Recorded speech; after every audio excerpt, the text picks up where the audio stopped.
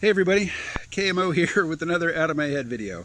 And I want to stress that this is just another Out of My Head video. I do these every single day, and the last three were pretty much of a piece. I mean, I'm talking about the stuff I usually talk about, shot with about the same level of care, the same quality of equipment, the editing was about the same, and yet one of my last three videos got about 10 times as many, 10 times as much love and attention as the normal one gets. Why is that? It's because I had put Andrew Yang in the title, and I had tagged the Yang gang, and I can tell that, nothing came from Twitter or any outside, next to nothing. Really, it was the YouTube algorithm that took notice. Hey, I'm talking about Andrew Yang, and I'm talking about something, that's current. So I got a little love from the algorithm. So, I'm going to play to that. This is clearly mercenary because I'm responding to an uptick in traffic, but at the same time, as I say, I haven't really gone out of my way in terms of content. I'm certainly not betraying my own interests or anything by focusing on this, so I'm going to talk about Andrew Yang's platform in a series of videos. And he has positions on like 100 different questions, policy positions on his website. So this is a never-ending well. I'm not going to take them in order, and I'm certainly not promising to get to all of them. I'm going to poke around, follow my own interest, and, follow the interests of people who make requests as to the contents of these videos. Oh, this will come as no surprise to any of my regular viewers. I'm going to start someplace dangerous, unproductive, self-sabotaging, who knows. But I'm going to start with the topic of the gender pay gap. Stop. Stop. I am not taking a position on the reality of the gender pay gap. Some people say it's real. Some people say it's a complete, bookkeeping statistical illusion, that it doesn't take significant factors into account and that the number that it spits out is deceptive. I'm going to read you a brief representation of each point of view. Do not post any comment telling me that the gender pay gap is real or not real. I don't care. This is not the place for it. If you can't control yourself, if you've posted something along those lines to this video, this is simply evidence that your ideas, your mind viruses, your ideologies have gotten the better of you, because I'm telling you, that's not what this is about. I don't want to hear it. You're wasting your time if you post something along those lines to this video. What I want to do is examine Andrew Yang's position as articulated on his campaign website on this issue. And I'm going to do it in a way that it doesn't require that you enter into it with a position of yay or nay on the gender pay gap. So, I'm sure the topic needs no introduction, but I'm going to give a brief one anyway, courtesy of the American Association of University Women. Okay, just based on the title, you can tell what position they're going to take. The simple truth about the gender pay gap. The gender pay gap is the gap between what men and women are paid. Most commonly, it refers to the median annual pay of all women who work full-time and year-round compared to the pay of a similar cohort of men. Other estimates of the gender pay gap are based on weekly or hourly earnings or are specific to a particular group of women.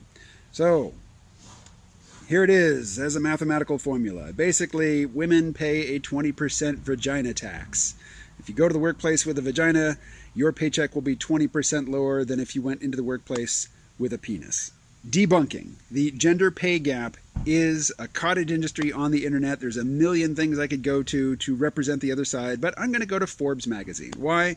Because Forbes is the voice of yay capitalism. Not idealized capitalism, not what capitalism could be, but actually existing, really existing, wrecked capitalism, as Noam Chomsky would say. Forbes is like, really existing capitalism, as it stands, right on, we love it. So this is what Forbes magazine has to say about the gender pay gap. So the article is, Don't Buy into the Gender Pay Gap by Karen Agnes Lips. This is from April 12th, 2016.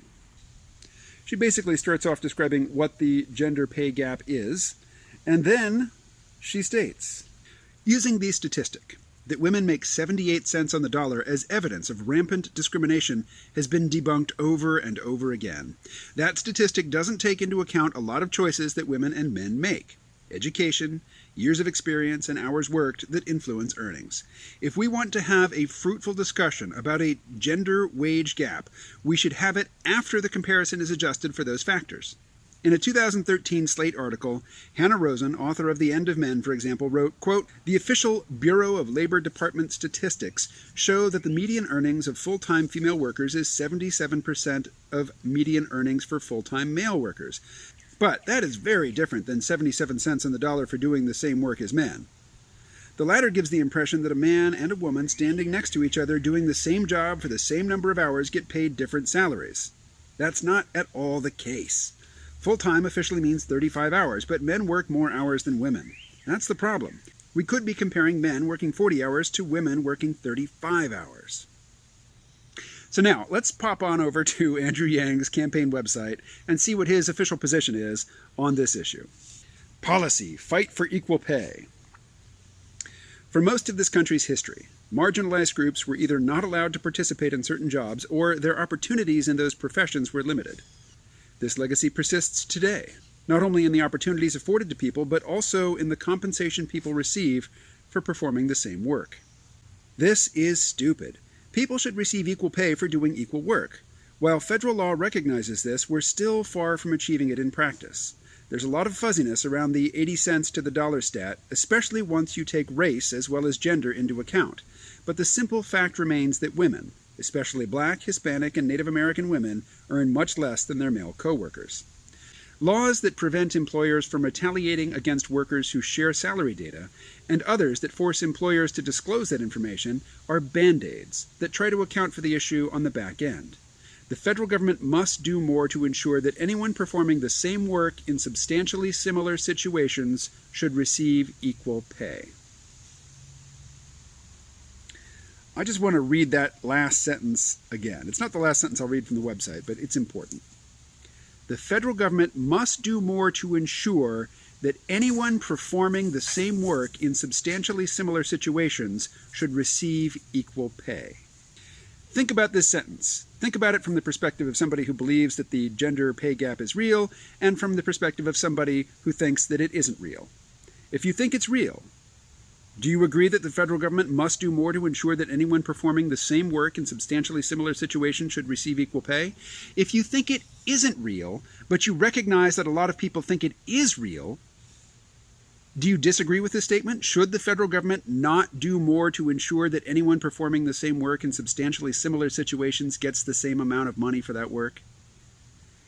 Even if the gender pay gap is a myth, it's a widespread myth. Shouldn't the federal government take action to ensure and to convince everyone that it is working to make a level and fair playing field for people who are out trading their time for dollars? Women are often undercompensated because their work is not properly valued by employers, who believe that they will accept less than they are worth. We need to empower women to get paid what they deserve by their employers and make the workplace fair to women. This includes, of course, women getting equal pay for the work that they do. In many of my companies, women have been the key leaders and team members making great things happen every day. This is the case in companies across the country and should be rewarded and recognized in the most direct manner possible, in what they get paid. So, the problem's to be solved. Women receive less pay for the same work men do. And the discrepancy in pay faced by Black, Hispanic, and Native American women is even more pronounced. The guiding principles in addressing these problems: equality and fairness. And the goals: to promote equal pay for equal work, and to work to alleviate the racial discrepancies in pay. And what will Andrew Yang do? As president, I will pay all federal workers who are performing the same job the same salary. Work with states to implement salary disclosure laws. Refuse to hire outside contractors or companies that won't disclose salary information for their employees and who won't provide equal pay for all employees who are performing equivalent work.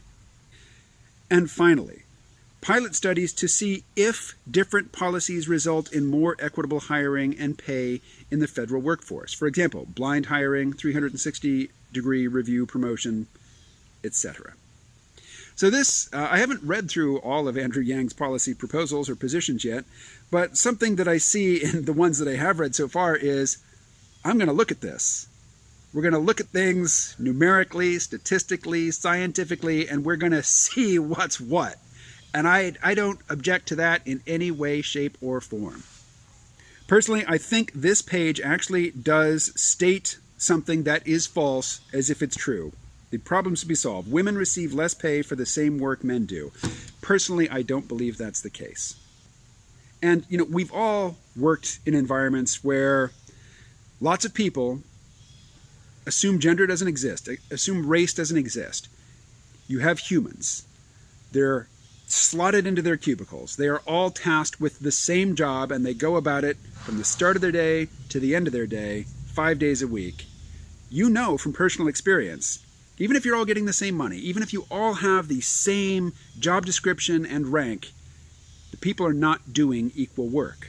Some people are better at some things than others. Some people skimp on some things. Some people are lazy. Some people work really, really hard to the point where they burn out and they're just angry. There's no such thing as equal work.